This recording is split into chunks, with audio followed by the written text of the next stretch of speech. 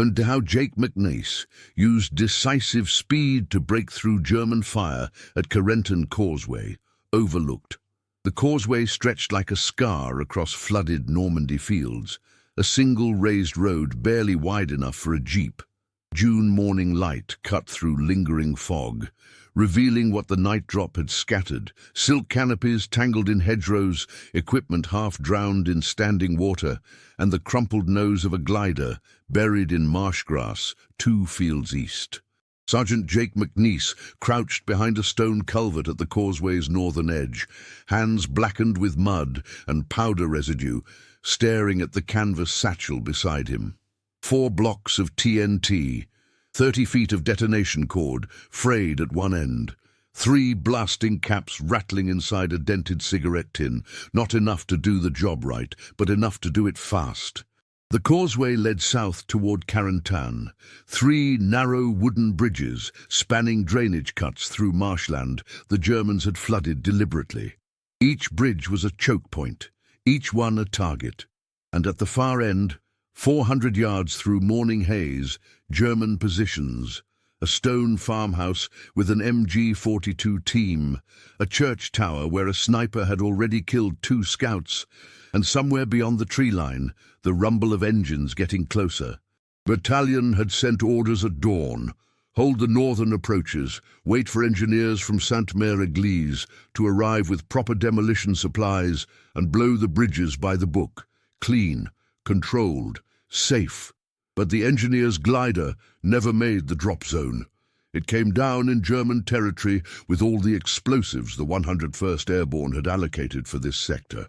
By first light, McNiece and a scattered squad of paratroopers from the Filthy 13 were the only demo asset within 5 miles, holding a muddy culvert, while enemy fire swept the causeway every few minutes, probing, waiting. McNiece ran his thumb along the detonation cord, feeling the rough yellow sheath and the primer core inside. 30 feet. Enough for 1 bridge if he placed it perfectly. Maybe 2 if he spliced the cord and got lucky with the blast radius. Not enough for all 3 spans. Someone would have to cross that causeway in daylight, under direct observation, rig charges to support beams with no cover and no second chances. Then sprint back before German infantry cut the wire or closed the gap. Lieutenant Hester knelt beside him, a young officer from D Company who'd aged a decade since jumping into darkness 12 hours earlier. Hester studied the causeway with the expression of a man doing math he hated. Battalion says hold until the engineers arrive. 2 hours, maybe 3, McNiece spat into the mud. Germans'll be here in 1. Then we hold for 1 hour. With 18 men, half of them banged up from the jump, and no anti-tank. McNiece gestured at the scattered paratroopers, dug into shallow ditches along the northern tree line. Kids, most of them, exhausted, low on ammunition, watching the causeway like it was a scaffold. You want me to blow it now or wait for permission while panzers drive over us? Hester said nothing.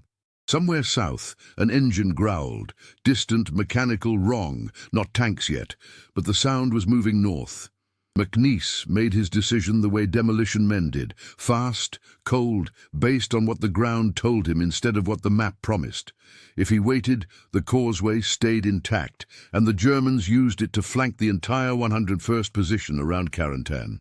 If he moved now, undersupplied and exposed, he might destroy 1 bridge and die doing it. But 1 bridge was better than none, and speed was the only card he had left to play. He stuffed the TNT into his musette bag, slung the detonation cord over his shoulder, pocketed the blasting caps with the care of a man handling live lightning. Checked his Thompson, 20 rounds in the magazine, 2 spares on his belt. He looked once more at the causeway, then at Hester. I'm going. Not a question. Hester's jaw worked silently, then he nodded. McNiece stood, breathed 3 times to slow his heart, and ran. The first 30 yards were the worst. Open ground, no cover, boots slapping wet stone while his mind screamed at him that every step made him more visible. The MG42 opened up at 15 yards, a long, ripping burst that tore chunks from the road 5 feet to his left. McNiece didn't slow, didn't duck. He sprinted through the impact zone because stopping meant dying, and the only direction that mattered was forward. Ahead, the first bridge, a wooden span maybe 20 feet long, support beams beneath showing dark gaps where he'd have to wedge the charges. He hit the bridge at full speed, dropped flat, rolled off the edge into the shallow drainage ditch below. Cold water soaked him instantly. Above, boots pounded. German infantry maybe, or his imagination. McNiece didn't look. He pulled the TNT blocks from the bag, jammed two against the main support beam where wood met stone, wrapped detonation cord around them in tight loops, his hands moving with the muscle memory of 100 training drills and a dozen real missions. Fingers shaking, breath coming hard. The blasting cap slid into place. McNiece crimped it with his teeth because his hands were too wet. And then he was moving again, crawling through marsh water toward the second bridge, while the MG-42 searched for him in broken bursts. Behind him, in the northern tree line, Private First Class Eddie Ramos watched through a gap in the hedgerow and felt his stomach turn over. Ramos had mocked the filthy 13 2 weeks ago in England, called them undisciplined, said McNiece's reputation was half myth and half bullshit. Now he watched the demolition sergeant move through enemy fire like a man who'd decided dying was just another task to complete, and Ramos didn't know whether to cheer or vomit. McNiece reached the second bridge. Same drill. Roll, drop, jam the charges against the beam, loop the cord. But this time the cord was shorter. He'd used most of it on the first span. McNiece calculated distances in his head, measuring remaining cord against the gap back to the culvert. Not enough. He'd have to splice it, tie it to something, stretch every inch. Or leave the third bridge standing. The engine sound grew louder, closer. McNiece tied off the cord, started crawling back. The run back was worse than the approach. His legs were lead, his lungs burned. The detonation cord trailed behind him like a yellow thread connecting him to two bridges, rigged to explode, and one choice he couldn't take back. 50 yards from the culvert, the MG-42 found him again. Bullets chewing dirt 2 feet right, then correcting. McNiece dove behind the burnt-out truck hulk halfway across the causeway, rolled into cover, gasped for air that tasted like metal and smoke, and realized the cord wasn't long enough to reach the firing position. If stories like this make you imagine what you'd do under fire, tell us in the comments how you think you'd react in this situation. And stay with us for the next chapters. Part 2. McNiece lay behind the truck wreckage, chest heaving, staring at the detonation cord in his hand, 20 feet short. The yellow line stretched taut across the causeway back to the bridges, but it ended here, in the middle of the kill zone, nowhere near the safety of the culvert where Hester and the others waited. To complete the circuit, McNiece would have to stay exposed, rig the blasting machine in the open, and fire the charges while German gunners had a clear line of sight, or splice in more cord. But he didn't have more cord, or use wire. Wire, maybe, if someone could run it from the northern tree line. But that would take minutes they didn't have, and the wire might not carry the charge reliably through the splice points. McNiece's mind raced through options the way it always did when plans collapsed. Improvise, adapt, make the impossible merely suicidal. The burnt truck offered some cover from the MG-42 position, but none from the church tower. If the sniper spotted him setting up the blasting machine here, McNiece would die before he could push the plunger. And if the German infantry he'd heard moving south decided to probe the causeway, they'd cut the cord before the charges could blow. Behind him, Hester's voice carried across the water, "McNiece! Fall back!" McNiece ignored him. Falling back meant leaving the charges in place but useless. The bridges intact. The mission failed. He'd crossed that causeway twice already. He'd placed the TNT with his own hands, crimped the caps with his own teeth. The demolition was his, and he'd be damned if he'd leave it half-finished because the cord came up short. He pulled the blasting machine from his musette bag, a wooden box the size of a thick book, plunger on top, terminals on the side, and checked the connections with fingers that trembled from adrenaline and cold water. The machine was old, scarred from a dozen jumps, but it worked. It had to work. Movement on the southern end of the causeway. McNiece froze, watched through a gap in the truck's twisted metal. 3 German soldiers, Feldgrau uniforms dark against morning light, moving cautiously onto the first bridge, checking it, looking for traps. One of them knelt, peering at the support beams where McNiece had wedged the TNT blocks.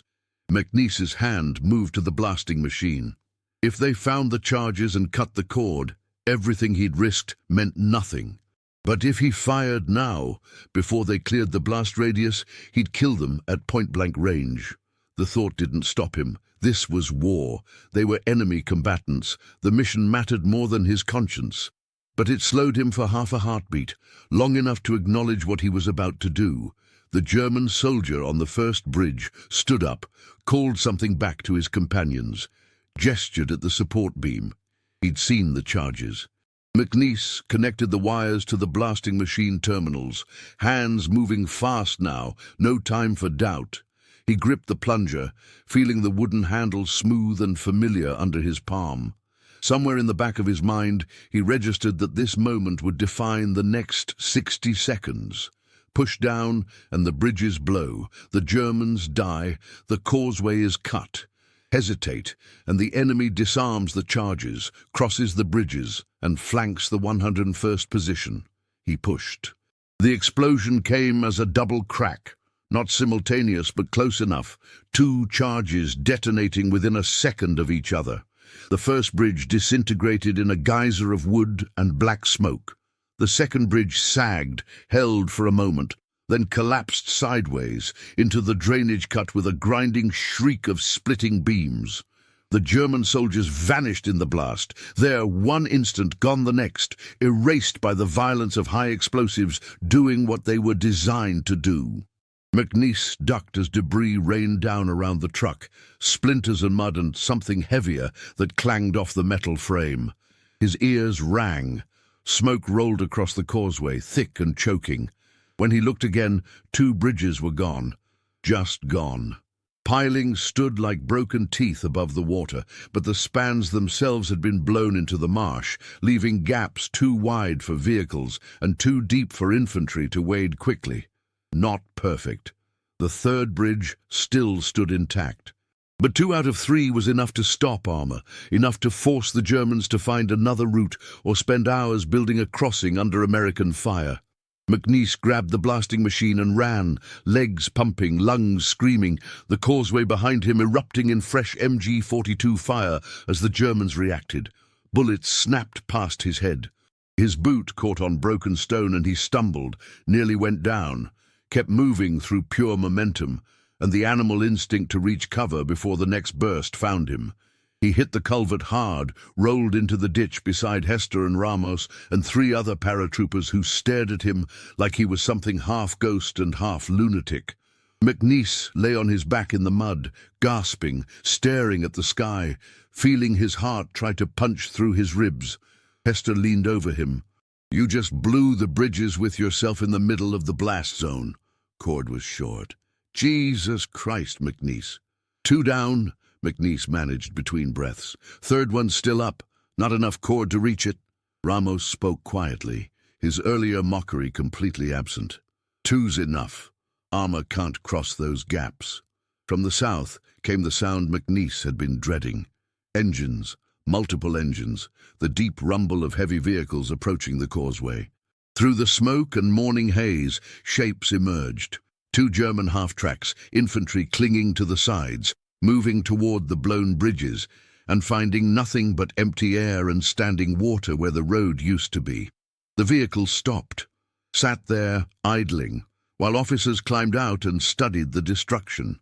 McNiece watched them through field glasses, saw their frustration, their gestures toward alternate routes that would take them miles out of the way. The causeway was cut. Carentan's southern approach was denied. The 101st Airborne's flank was secure, at least for now, bought with 4 blocks of TNT, 30 feet of cord, and a sprint through enemy fire that no sane person would have attempted. But McNiece wasn't thinking about the tactical victory. He was thinking about the 3 German soldiers on the first bridge, the ones who'd found his charges and died before they could react. He hadn't seen their faces, didn't know their names, would never know if they were veterans or conscripts, believers or skeptics, men with families waiting for letters that would never come. The war demanded these calculations: blow the bridge or lose the position, kill the enemy or watch them kill your own. McNiece knew the math, had known it since his first combat jump, but knowing didn't make it lighter. Hester touched his shoulder. "Battalion's sending acknowledgement. You bought us the time we needed." McNiece nodded, said nothing, and stared at the smoke rising from the causeway where 2 bridges used to stand. Part 3. By mid-morning, news filtered north through the hedgerows and scattered radio transmissions. The 506th PIR had held Carrington's northern approaches, despite heavy counterattacks. The 502nd had fought house to house through the town centre.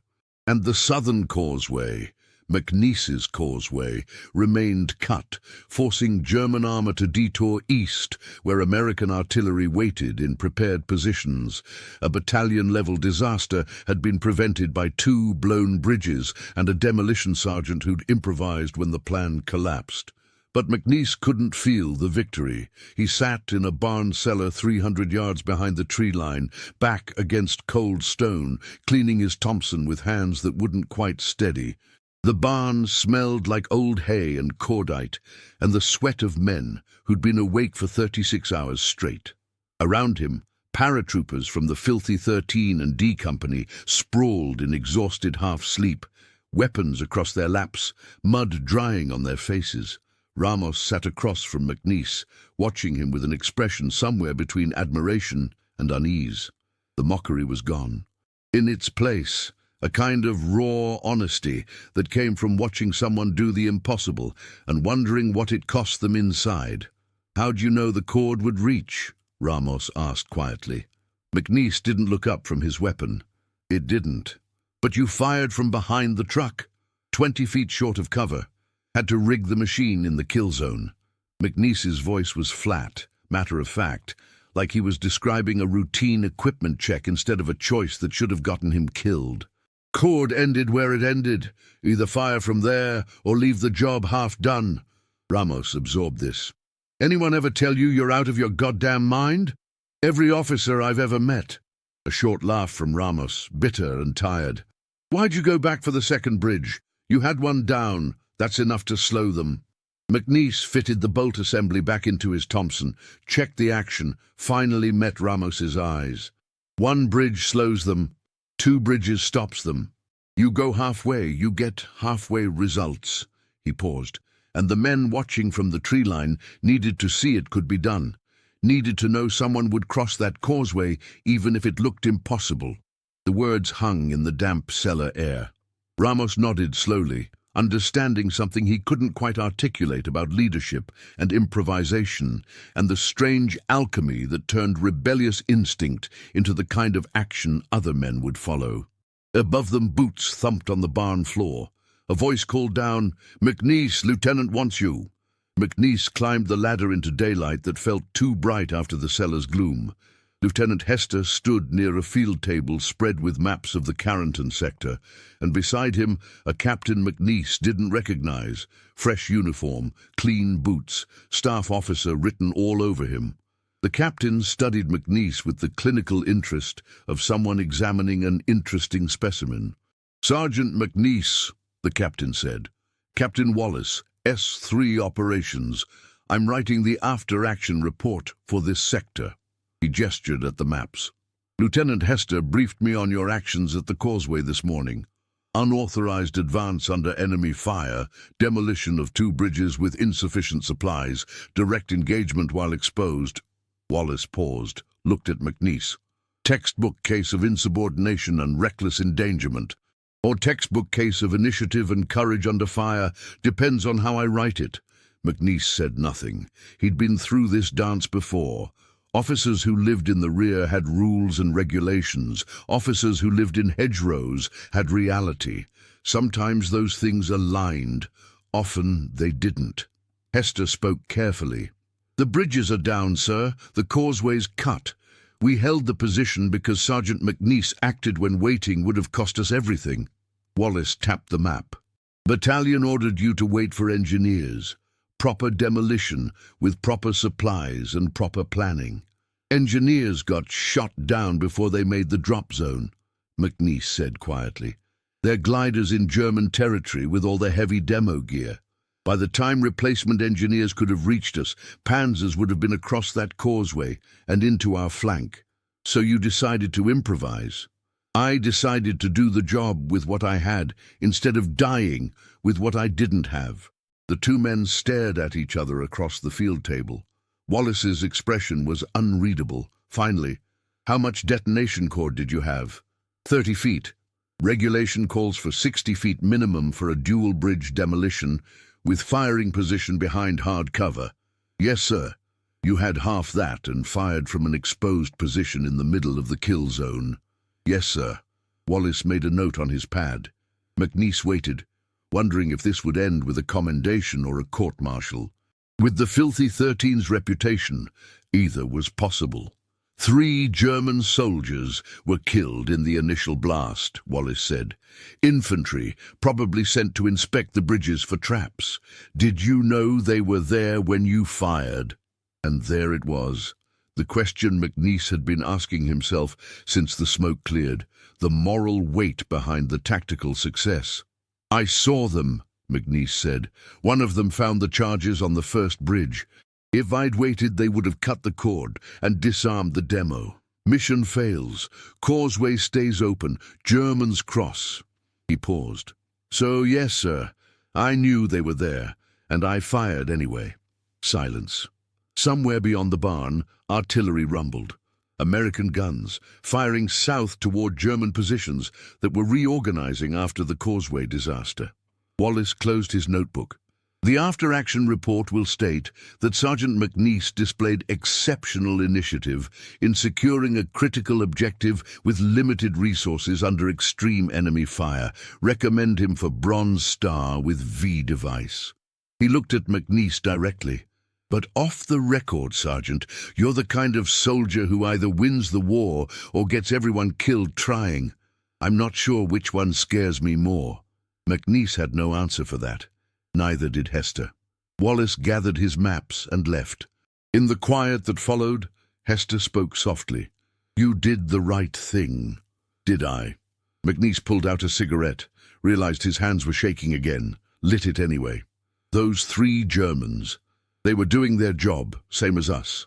Checking bridges for demo, trying to keep the road open.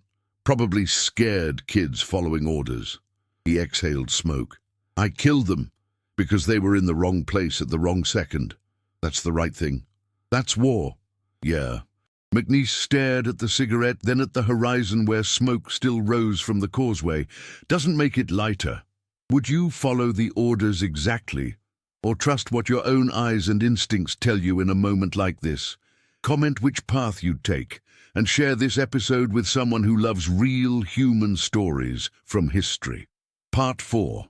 The German counterattack came at 1400 hours, 3 hours after McNiece blew the bridges. Not across the causeway. That route was closed, gaps too wide and too deep for any vehicle to cross, but along secondary farm roads 2 kilometers east, where the flooded fields gave way to higher ground and narrow lanes between hedgerows. The attack hit elements of the 502nd PIR hard, pushing them back toward Carrington's eastern perimeter in a grinding firefight that consumed the afternoon in smoke and shellfire. McNiece and the Filthy 13 were pulled from the barn and thrown into the line as reinforcements, moving east through hedgerows so thick with vegetation that visibility dropped to arm's length in places. The combat devolved into the brutal chaos of Normandy bocage fighting, small squads stumbling into each other at point-blank range, grenades over walls. Thompson bursts into shadows, the constant uncertainty of not knowing if the next hedgerow held friendly troops or German infantry. By late afternoon, McNiece found himself in a sunken lane with 7 paratroopers, pinned down by machine gun fire from a stone farmhouse 60 yards ahead. The lane offered cover from direct fire, but trapped them. High earthen banks on both sides, no room to maneuver, German mortars starting to bracket their position as enemy observers adjusted fire. The farmhouse was the key. As long as the MG42 team held it, American forces couldn't advance. The attack would stall, the Germans would consolidate, and the ground bought by McNiece's demolished bridges would be lost to a flanking assault through the bocage. McNiece studied the farmhouse through gaps in the hedgerow. Stone walls, intact roof, narrow windows, strong position. Assaulting it directly would cost lives, probably all 7 men in the lane, plus whatever reinforcements tried to follow. Artillery could reduce it, but the forward observer was 3 hedgerows back, and communication was fragmented. By the time fire missions were coordinated and shells fell, the German counterattack would have pushed past this position. Someone had to get close enough to neutralize that machine gun. And McNiece still had 1 block of TNT left in his musette bag, saved from the causeway demolition because the cord had run out before he could use it. 1 block. Not enough for a proper satchel charge against stone walls, but maybe enough if placed right. Through a window, into the interior, time to detonate while the MG42 team was focused on the lane. Ramos lay beside McNiece in the dirt, breathing hard, face streaked with mud and powder burns. "What are you thinking? Thinking I'm going to put this TNT where it'll do the most good? Through the window? That's 50 yards of open ground under direct fire." 60, McNiece corrected. "And yeah, you already crossed 1 causeway today. How many times you think luck holds?" McNiece checked the TNT block, felt its weight, wrapped it carefully with the last few feet of detonation cord he'd kept back. Fuse timer, 60 seconds, long enough to give him time to throw it and get clear, short enough that the Germans couldn't find it and toss it back out. This isn't luck, this is math. Machine gun has a beaten zone, area it can effectively cover. Beaten zone has edges. I stay low, move during their reload cycles, use the terrain folds. I can reach the dead ground under their windows. "And if you're wrong about the beaten zone?" McNiece met his eyes. "Then you take this lane without me and keep pushing east." Before Ramos could respond, McNiece was moving, not running but crawling, fast and low, using every depression in the ground, every shadow, every half-second, when the MG42 crew shifted their fire toward a different target. The farmhouse grew closer in stuttering increments. 5 yards, then 10, then 20, bullets cracked overhead. Dirt geysered where rounds hit earth. McNiece kept moving, dragging himself forward on elbows and knees, the TNT block clutched against his chest. At 40 yards, the MG42 found him. The burst walked across the ground 3 feet to his right, then corrected. McNiece rolled into a shell crater, felt rounds punch the earth where he'd been a heartbeat earlier, kept rolling until he was on the opposite lip of the crater with the farmhouse looming above him. 50 yards now. Close enough to see the window, narrow, dark, the machine gun barrel protruding slightly. Close enough to hear German voices inside, sharp and urgent, calling ranges and targets. McNiece pulled the fuse igniter, felt it catch, started counting. 60 seconds. He had 60 seconds to get this right. He stood, exposed himself fully to draw the machine gun's attention, and threw. The TNT block arced through afternoon light, tumbling end over end, trailing detonation cord like a yellow tail. It hit the window frame, bounced once, fell through into the farmhouse interior. McNiece was already running, not back toward the lane but sideways, angling toward another hedgerow, giving the German gunners a moving target they'd have to track. The MG42 fired. McNiece felt the concussion of rounds passing close enough to stir the air beside his head. His legs pumped, his lungs burned. He counted seconds in his head, 30, 40, 50, and threw himself flat behind a low stone wall just as the farmhouse exploded. The blast was muffled by stone walls, but still powerful enough to blow out the windows and send a gout of smoke through the roof. The machine gun went silent. When McNiece looked back, the farmhouse was intact but gutted. Walls standing, interior burning, no movement at the windows. Ramos and the others advanced from the lane, weapons up, checking corners and shadows. The German counterattack faltered without the machine guns supporting fire. American paratroopers pushed forward through the bocage, reclaiming ground yard by bloody yard. McNiece sat with his back against the stone wall, hands shaking worse than they had at the causeway. 2 demolitions in one day, 2 improvised charges placed under fire with insufficient materials and impossible odds. 2 times when speed and instinct had replaced proper planning and lived up to the filthy 13's reputation for pulling off jobs that should have killed them. He wondered how many more times he could do this before the math stopped working in his favor. Later, in the barn cellar, as darkness fell and the guns went quiet, McNiece tried to sleep but couldn't. Every time he closed his eyes, he saw the causeway stretching ahead of him, the bridges collapsing, the 3 German soldiers vanishing in smoke. Or he saw the farmhouse window, the TNT block tumbling through it, the explosions silencing voices he'd heard calling ranges and targets just seconds before. Combat mathematics, enemy eliminated, position secured, mission successful. But inside the mathematics, human faces McNiece would never see, and names he'd never know. Ramos's voice came from the darkness. "You awake?" "Yeah." "Can't stop thinking about it either?" McNiece said nothing. "The causeway," Ramos continued. "The farmhouse. You made it look easy, like you knew exactly what would happen." "Didn't know shit," McNiece said quietly. "Just move fast enough that fear couldn't catch up. That what they'll write in the report? Sergeant McNiece moved faster than fear?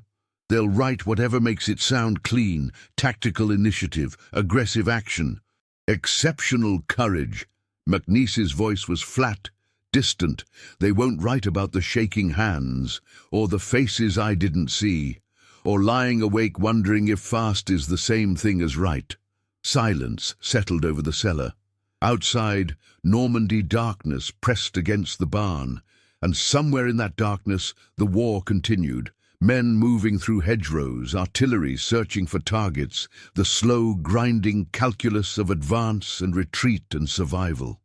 Part 5. 3 days after the causeway, McNiece sat in a replacement depot tent while a correspondent from Stars and Stripes asked him questions for a story about the 101st Airborne's actions around Carentan. The correspondent was young, eager, armed with a notebook and a clear narrative he wanted McNiece to confirm. Daring paratrooper, impossible odds, heroic demolition under fire. The kind of story that would play well in newspapers back home. "So you ran across the causeway twice," the correspondent said, pen poised, "under machine gun fire with insufficient supplies, and blew 2 bridges that stopped German armor from flanking the division." "That's accurate," McNiece said. "And you fired the charges from an exposed position because the detonation cord wasn't long enough to reach cover." "Yes, that's incredibly brave." "What were you thinking in that moment, when you realized you'd have to stay in the kill zone to complete the demolition?" McNiece looked at the correspondent for a long moment. What was he thinking? He was thinking the cord was 20 feet short, and there was no time to improvise a splice. He was thinking about 18 paratroopers in a tree line, depending on him to cut that causeway before German tanks arrived. He was thinking about 3 enemy soldiers on the bridge who'd found his charges and would disarm them if he hesitated. But mostly, and this was the part that would never make it into Stars and Stripes, he was thinking he might die. That pushing the plunger could be the last deliberate action of his life. That speed was just controlled panic, and courage was fear compressed into motion, because stopping meant failing, and failing meant watching men die for a mission he could have completed if he'd just been willing to stay exposed for 30 more seconds. "I was thinking I had a job to do," McNiece said finally, "and the job doesn't care if you're scared." The correspondent wrote this down, nodding, already shaping it into something quotable and clean. McNiece recognized the process. The correspondent would file a story about a sergeant who moved through enemy fire with calm precision, who placed charges with expert skill, who embodied the fighting spirit of American airborne forces. The story would be true in its facts and completely false in its feeling. It wouldn't mention that McNiece's hands shook so badly after the demolition that he couldn't light a cigarette for 10 minutes. It wouldn't mention the 3 German soldiers whose deaths were tactically necessary and morally inescapable, and still kept McNiece awake in the hours between midnight and dawn. It wouldn't mention the calculation he'd made in that half-second before pushing the plunger. Blow the bridges now and kill enemy soldiers at close range, or wait and watch German armor cross the causeway into American positions where friends and brothers would die instead. The correspondent asked more questions. McNiece answered them. The interview ended. The story would be published, read by thousands, forgotten by most, and somewhere in that process, Jake McNiece would become Jake McNasty McNiece, the demolition sergeant of the Filthy 13 who crossed causeways under fire and made the impossible look routine. But here was the secret the story wouldn't carry. McNiece hadn't felt brave. He'd felt terrified and trapped and desperately aware that every choice led to someone dying, and the only question was which someone's, and whether he could live with the answer. On the 5th day after the causeway, Lieutenant Hester found McNiece cleaning his Thompson in a barn loft and sat down beside him without speaking. They'd fought through Carentan together, through hedgerows and farmhouses and the grinding chaos of Bocage combat, and the shared experience had created the kind of understanding that didn't require many words. "Captain Wallace filed his report," Hester said eventually. "You're getting the Bronze Star with V device. Official citation reads, 'Exceptional initiative and courage under fire in securing critical objective with limited resources.'" McNiece nodded, kept working on his weapon. "There's going to be a ceremony, probably a photo. Division wants to highlight the causeway action for morale purposes." "I figured." Hester watched him for a moment. "You don't seem happy about it." McNiece set down the Thompson, met Hester's eyes. 3 men died on that bridge because I fired the charges while they were standing on it. That's not courage, Lieutenant. That's combat mathematics. I chose to kill them because waiting would have cost us more. That's the choice we make every time we're in contact. Yeah, and every time it costs something the citation doesn't mention." McNiece's voice was quiet, tired. "The correspondent from Stars and Stripes asked me what I was thinking when I pushed the plunger. You know what I told him? I had a job to do." Clean answer, true enough, completely fucking useless for explaining what it actually felt like. What did it feel like? McNiece was silent for a long time. When he spoke, his voice carried the weight of something he'd been carrying since that June morning on a narrow causeway south of Carentan. Like I was choosing which ghost to carry. Enemy soldiers I'd never met or friends I'd jumped with. And I chose. And the speed, moving fast, firing before they could disarm the charges, getting it done before fear could stop me, that wasn't bravery. That was just the only way I could make the choice and still be able to live with it after. Hester absorbed this. Outside, June lights slanted through barn boards, catching dust in golden suspension. The war continued beyond the walls, men moving, weapons maintained, preparations for the next operation underway. But inside the loft, 2 soldiers sat with the truth that medals and citations couldn't quite hold. "The math worked," Hester said quietly. "The causeway's cut, the position held.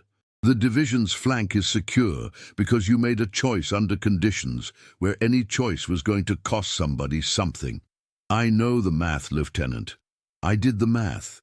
I'll keep doing the math every time they send us out." McNiece picked up his Thompson again, resumed cleaning with methodical precision. But knowing the math and carrying the weight aren't the same thing. And the weight doesn't get lighter just because the choice was right. That was the secret. The thing the after-action reports would never capture and the medals would never acknowledge. Jake McNiece had crossed that causeway and blown those bridges and killed those 3 soldiers, not because he was fearless, but because he'd calculated that his fear mattered less than the mission. that enemy lives mattered less than American lives in the brutal algebra of combat, and that speed, decisive, terrifying speed, was the only answer when every option led through blood and fire to an outcome. He'd have to carry forever. The citation would call it courage. McNiece called it Tuesday, and the difference between those two words was the distance between legend and lived experience, between the story told and the truth remembered in darkness when sleep wouldn't come, and the sound of bridges collapsing played on loop in his head. Part 6. The war moved forward.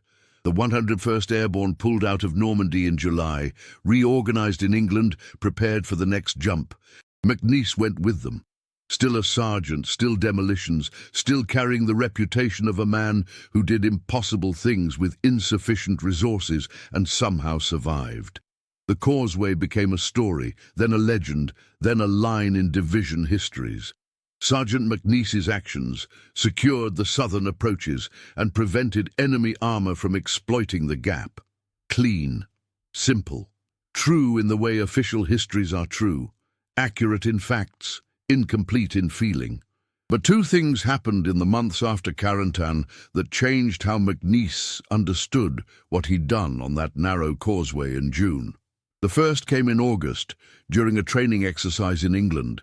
The Filthy 13 were practicing river crossing demolitions, and McNiece was supervising placement of practice charges when a new replacement, a kid from Iowa, fresh off the boat, barely 20, asked him about the causeway. "I heard you ran across under fire and blew 2 bridges with like 30 seconds of fuse time," the kid said, eyes bright with the kind of admiration McNiece had learned to distrust. "That true?" "Bridges got blown," McNiece said. "That's what matters. But the way you did it, just charging across, no cover, barely enough supplies, that's what makes it legendary." McNiece stopped working, looked at the kid directly. "You think it's legendary because you weren't there. You didn't smell the cordite or feel your hands shaking or make the choice about when to push the plunger while enemy soldiers were standing on charges you'd placed with your own hands." He paused. "Legendary is what it looks like from a distance. Up close, it's just scared men trying not to get everyone killed. Remember that next time you hear a story that sounds too clean." The kid's enthusiasm dimmed. McNiece went back to work. Later, Ramos pulled him aside. "You were kind of hard on him. He needed to hear it. Maybe, or maybe you needed to say it." McNiece had no answer for that. The second thing came in September, during Operation Market Garden.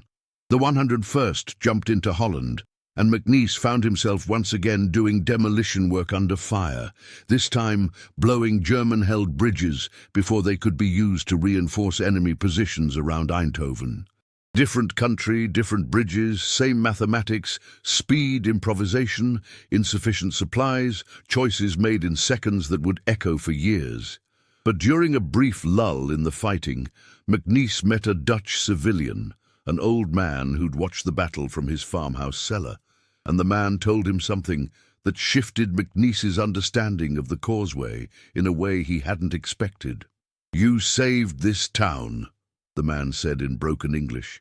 "The bridges you destroy, they keep the Germans from bringing more soldiers, more tanks. My grandchildren are alive because of what you do." McNiece started to deflect, to say he was just doing his job, but the old man gripped his arm with surprising strength. "I know what it costs," the man said quietly. "I see it in your eyes, the carrying of it, but I want you to know, what you carry, it matters. It saves lives, not just soldiers, families, children. The weight you hold is real, but so is the life it protects." McNiece nodded, unable to speak. The old man released his arm and disappeared back into his farmhouse, and McNiece stood alone in a Dutch street, feeling something crack open inside his chest. Not relief, exactly, not absolution, but a kind of acknowledgement that the weight he carried wasn't meaningless, even if it was heavy. Years later, long after VE Day, long after the 101st was deactivated and the paratroopers scattered back to civilian life, McNiece would occasionally tell the story of the Carentan Causeway to people who asked about the war. He never told it the way the citations read. He told it as a story about fear and speed and impossible choices made by a demolition sergeant who'd learned that courage and terror often looked exactly the same from the inside. And sometimes, late at night when the memories pressed close, McNiece would think about those 3 German soldiers on the bridge. He still didn't know their names, still carried the weight of their deaths alongside all the other weights from Normandy and Holland and a dozen other battlefields where the math had worked, but the cost remained. But he also thought about the Dutch grandfather, about the paratroopers in the tree line watching him cross that causeway, about the 101st's flank that held because 2 bridges fell, about the difference between doing nothing and doing something impossible with tools that should have failed and somehow didn't. The weight never got lighter. McNiece learned to carry it anyway. In 1991, nearly 50 years after the causeway, a military historian tracking down surviving members of the Filthy 13 found McNiece and asked him the same question the Stars and Stripes correspondent had asked in 1944. "What were you thinking when you pushed the plunger?" McNiece was an old man by then, grey-haired and weathered, but his answer came quick and certain, refined by decades of carrying the memory. "I was thinking the cord was too short, and the men were depending on me, and the Germans were coming, and I had maybe 30 seconds to decide if I was brave enough to stay scared and do it anyway." He paused. "That's what courage is, I think. Not the absence of fear, just the decision that fear doesn't get to make your choices for you." The historian wrote it down, published it in a book about airborne operations in Normandy. And somewhere in those pages, the truth and the legend finally touched.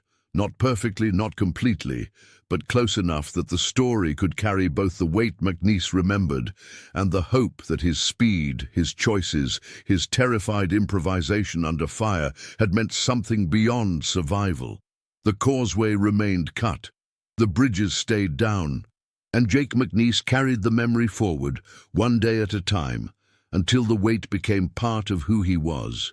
Not lighter, never lighter, but integrated into the foundation of a life built on the simple, brutal truth that sometimes the only way through impossible situations is decisive speed, and the only way to carry the cost is to acknowledge it honestly and keep moving anyway. A deal. If this story reminded you that behind every medal and mission report there's a human being carrying memories we'll never fully see, subscribe to the channel, tell us which country you watch from, and invite someone to revisit history with us in the next story.